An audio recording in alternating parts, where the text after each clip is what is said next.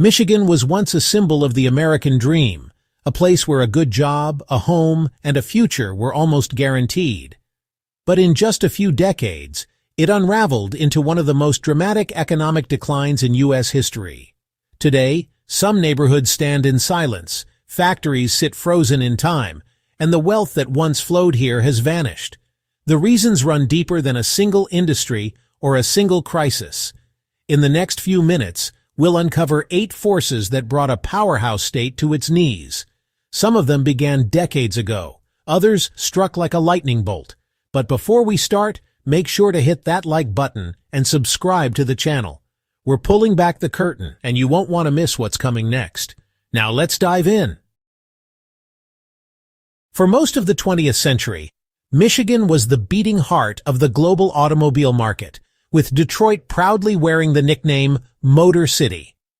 In the late 1990s, auto manufacturing in the state employed over 400,000 people directly, and each of those jobs supported several more in related industries.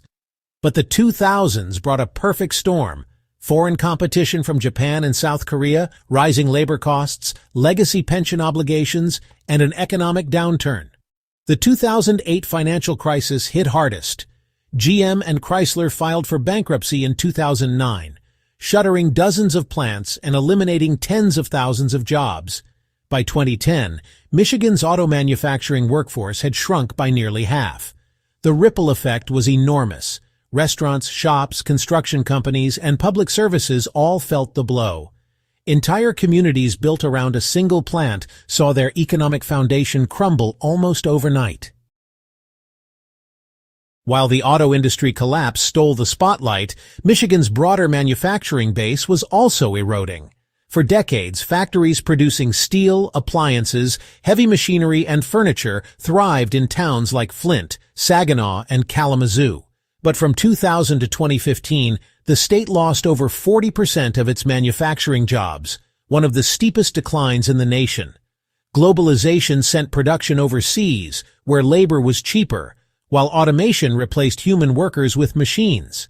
Even companies that stayed in Michigan often modernized to require fewer employees. The loss of these jobs devastated local tax bases, which funded schools, police, and infrastructure. Once thriving neighborhoods emptied as workers left to find employment elsewhere. Without manufacturing's stable, well-paid jobs, entire communities fell into decline, creating a cycle of shrinking populations, falling home values, and reduced business activity that has proven difficult to reverse even decades later. As factories closed, people left. Between 2000 and 2020, Michigan's population consistently declined, compared to the U.S. average of 13% growth. Worse, those leaving were often young, educated adults seeking better opportunities in cities like Chicago, Austin, or Seattle.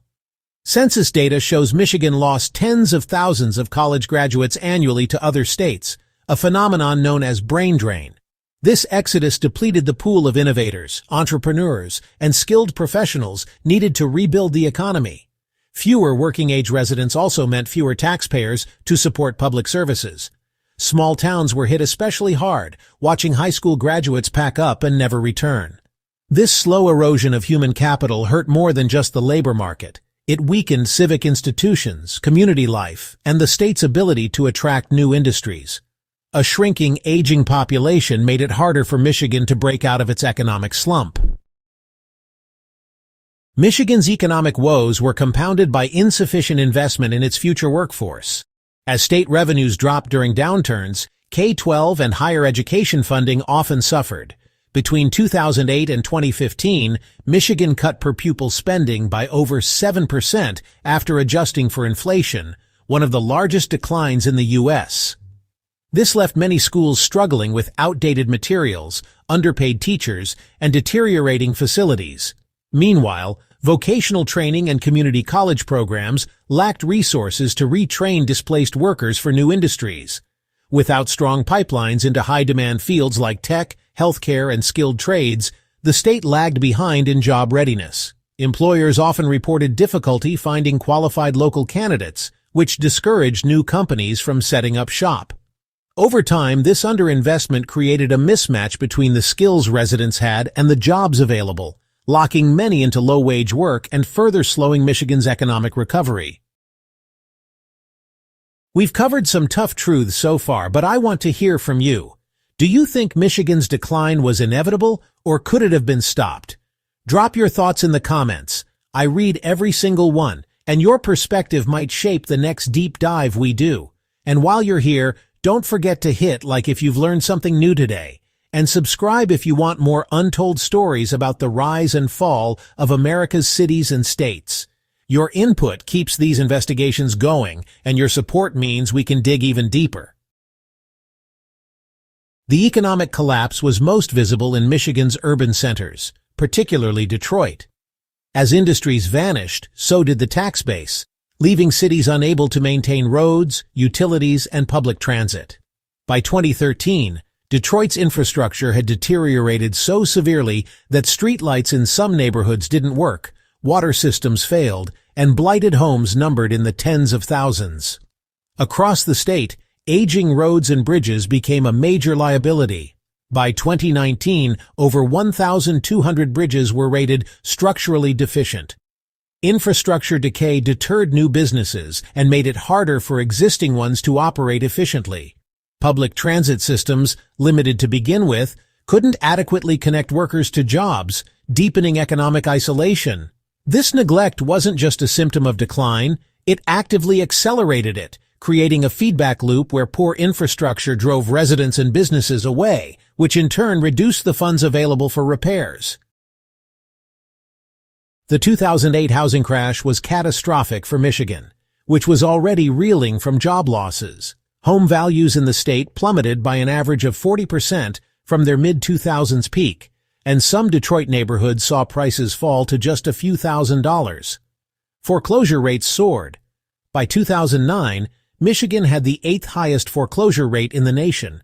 Vacant homes became targets for vandalism and arson, further depressing property values. Cities faced mounting costs to demolish unsafe structures, while declining property taxes slashed municipal budgets.